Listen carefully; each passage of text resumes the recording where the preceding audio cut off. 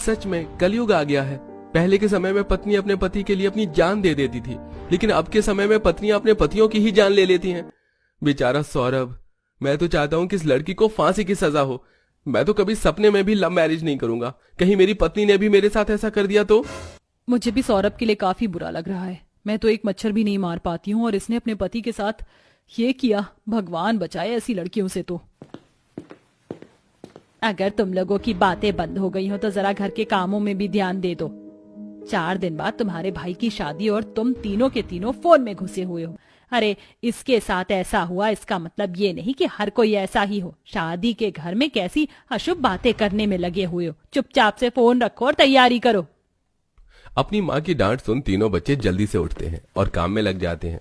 ऐसे ही 3 से 4 दिन गुजर जाते हैं और मधु की सबसे बड़े बेटे रोहित की पूनम नाम की लड़की से शादी हो जाती है। पूनम की शादी को 1 से 2 दिन हो चुके थे और आज पूनम के मायके से उसके माता पिता उसका दहेज भिजवाते हैं। वो मेरे मायके से दहेज आया है। बाहर मजदूर ट्रक के साथ खड़े हैं। क्या आप मेरा दहेज का सामान उतरवाने में उनकी मदद कर देंगे? वो क्या है ना, ये नहाने के लिए गए हैं और मुझे माँ जी के लिए चाय बनानी है। हाँ भाभी, ये भी कोई कहने की बात है। रोहन बाहर जाता है और मजदूरों के साथ दहेज का सामान उतरवाने में मदद करता है। धीरे धीरे टीवी, फ्रिज, अलमारी सब उतर जाते हैं कि तभी रोहन की नजर ट्रक के कोने में रखे एक बड़े से नीले ड्रम पर जाती है, जिसके बगल में 2 से 3 बोरी सीमेंट की रखी हुई थी। ये देख रोहन काफी हैरान हो जाता है। अरे ये ट्रक में नीला ड्रम और सीमेंट क्या कर रहा है? क्या ये तुम लोगों का सामान है? अरे भाई साहब, हम लोग ड्रम सीमेंट का क्या करेंगे? ये तो साहब ने सामान के साथ रखवाया था।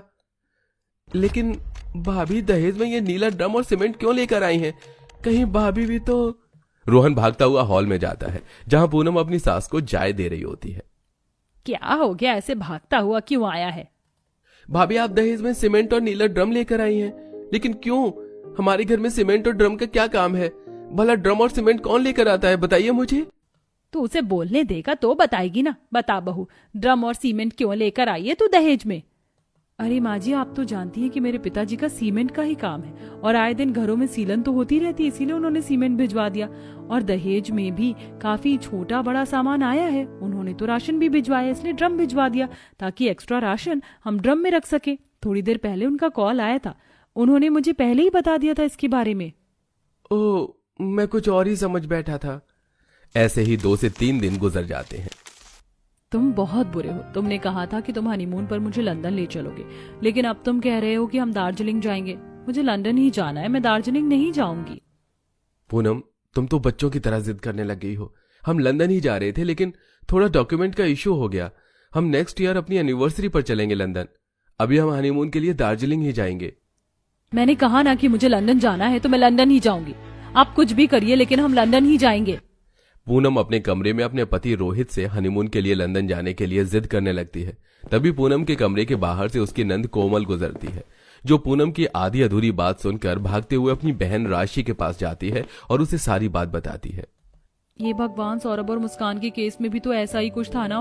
उसका पति लंदन गया था और जब वो वहां से वापस आया तो उसने अपने पति को मार दिया। कहीं भाभी का भी तो ऐसा कोई प्लान नहीं है? भाभी भैया को लंदन ले जाकर तो नहीं मारेंगी?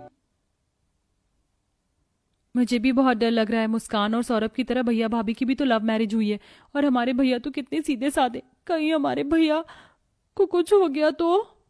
एक तरफ जहां राशि और कोमल अपने भैया के लिए परेशान हो रही थी, तो वहीं दूसरी तरफ पूनम रसोई में रखे उस नीले ड्रम को खाली कर रही होती है कि तभी वहां पूनम का देवर रोहन आता है और पूनम को वो नीला ड्रम खाली करता देख काफी डर जाता है। अरे भाभी, ये ड्रम क्यों खाली कर रही हो? इसमें तो आपने राशन का सामान रखा था ना, इसलिए तो आप इसे दहेज में लेकर आई थी, तो अब इसे खाली क्यों कर रही हो? अरे देवर जी, आप एक सांस में कितने सारे सवाल पूछने लगते हैं मुझसे। अरे मुझे इसका कुछ काम था, अपना कुछ पुराना सामान रखना था मुझे इसके अंदर, इसीलिए इसे खाली करके अपने कमरे में ले जा रही हूँ। पूनम उस ड्रम को खाली करके अपने कमरे में ले जाती है। वहीं रोहन चुपके से पूनम का पीछा करने लगता है और देखता है कि पूनम अपनी अलमारी से अपना कुछ सामान निकाल कर पुराना उस ड्रम में रख रही है। चलो अच्छा हुआ भाभी सच में इतना सामान रख रही हैं, वरना मैं तो कुछ गलत ही समझ बैठा था। इन चाकू की धार तो काफी ज्यादा तेज है, इससे तो आसानी से कटेगा। भाभी, ये आप कैसे काटने की बात कर रही हैं और ये इतने बड़े चाकू कहाँ से आए हमारे घर में? अरे वो क्या है ना, मुझे सब्जी बड़े चाकू से काटने की आदत है। अपने मायके में भी मैं इसी तरह की चाकू का इस्तेमाल करती थी, इसलिए मैंने इसे ऑनलाइन ऑर्डर कर दिया। रोहन, मुझे तो कुछ गड़बड़ लग रही है, दाल में कुछ तो काला है। मुझे लगता है कि पूरी की पूरी दाल ही काली है। क्या खुसर पुसर कर रहे हो तुम तीनों? जाओ जाकर पढ़ाई करो, परीक्षा सर पर है और ये तीनों बातें करने में लगे हुए हैं। अपनी भाभी के आए दहेज में नीला ड्रम और सीमेंट को देख देख कर रोहन, राशि और कोमल को हमेशा सौरभ और मुस्कान के हुए कांड के बारे में याद आती थी। जहां कभी इन तीनों का शक अपनी भाभी पर बढ़ता तो कभी इनका शक कम होता। ऐसे ही कुछ समय गुजर जाता है। आज तो कुछ ज्यादा ही गर्मी है, एक काम करता हूँ, भाभी से कहकर मैंगो शेक बनवा लेता हूँ। रोहन मैंगो शेक बनवाने के लिए पूनम के कमरे में जा रहा होता है। वहीं दूसरी तरफ पूनम बाथरूम में कितनी ज्यादा सीलन हो गई है, दीवारों में दरार भी आ गई है और ये टाइल भी उखड़ रही है। चलो अच्छा हुआ कि पापा ने मुझे सीमेंट की बोरी भिजवा दी थी। अब जल्दी से सीमेंट खोल लेती हूँ और फिर अच्छे से मरम्मत कर दूंगी बाथरूम की। अपने कमरे में खड़े होकर पूनम एक बर्तन में सीमेंट घोल रही होती है। तभी वहां रोहन आता है। चलो अच्छा हुआ, सीमेंट अच्छे से घुल गई। वैसे इतना सीमेंट काफी रहेगा या कम है? काफी होगा, कौन सा वो इतना बड़ा है। अब जल्दी से काम खत्म कर देती हूँ, सुबह होने से पहले मुझे ये काम खत्म करना होगा। अपनी भाभी को सीमेंट घोलते हुए और ये सब बातें करता हुआ देख रोहन के तो तोते उड़ जाते हैं। अभी ये आप सीमेंट क्यों घोल रही हैं भाभी, और किस काम को खत्म करने के बाद कर रही हैं? उसका सुबह से पहले होना जरूरी है। और भैया कहाँ हैं? भैया भैया भैया कहाँ हो आप? तुम्हारी याददाश्त कमजोर हो गई है, भूल गए हो क्या? थोड़ी देर पहले तो तुमने भैया को अपने काम से बाहर भेजा था और ये सीमेंट मैं बाथरूम के लिए घोल रही हूँ। बाथरूम की एक टाइल उखड़ गई है और दीवार में भी दरार आ गई है। अच्छा हुआ तुम आ गए, चलो मेरी मदद करो। पूनम रोहन को बाथरूम में ले जाती है और उसे सीमेंट की घोल से दीवार में हुई दरारों को भरवाने लगती है। लगता है मेरे को डॉक्टर के इलाज की जरूरत है। आजकल मैं कुछ ज्यादा ही सोचने लग गया हूँ। मुस्कान और सौरभ का केस तो मेरे दिमाग में ही घूमता रहता है। ऐसे ही कुछ दिन गुजर जाते हैं। रोहित अपने कमरे में कुछ फाइल्स रख रहा होता है। तभी रोहन के एक फाइल गिरती है ऊपर और वो उसे उठाने के लिए जैसे ही झुकता है कि तभी पूनम उसे देख लेती है और अपने कमरे के कोने में रखे उस नीले ड्रम को उठाकर रोहित के ऊपर रख देती है। अरे क्या बचपना कर रही हो, जल्दी से हटाओ इस ड्रम को। अरे हटाओ, मुझे काम करना है। मैं भी देखती हूँ कि आज तुम कैसे ड्रम से बाहर निकलते हो। बहुत परेशान कर लिया तुमने मुझे, अब और नहीं। पूनम जैसे ही बोलती है कि तभी पूनम के कमरे के बाहर से राशि गुजरती है। कमरे का दरवाजा बंद था और राशि बिना कुछ देख ही पूनम की बात सुनकर डर जाती है। इसका मतलब जो हम सोच रहे थे वो सही सोच रहे थे।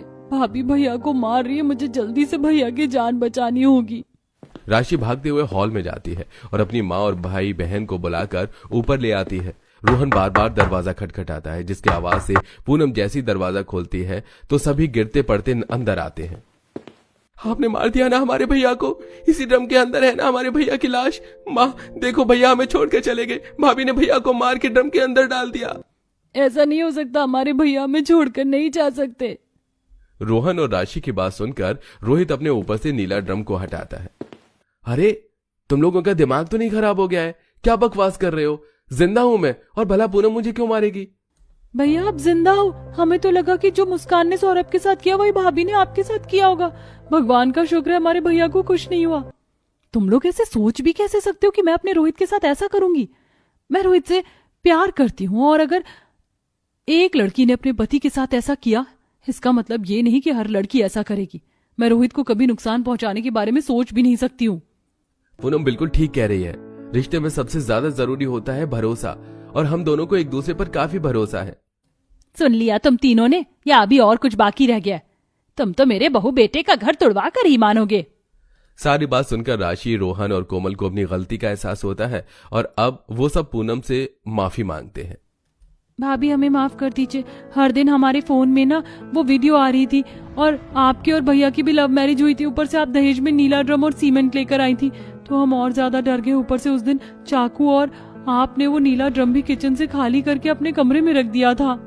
सॉरी भाभी, अपनी गलतफहमी के चक्कर में हमने आप पर इतना शक किया। अब से हम कभी ऐसा नहीं करेंगे। रोहन, राशि और कोमल को अपनी गलती का एहसास होता देख पूनम और रोहित और माफ कर देते हैं।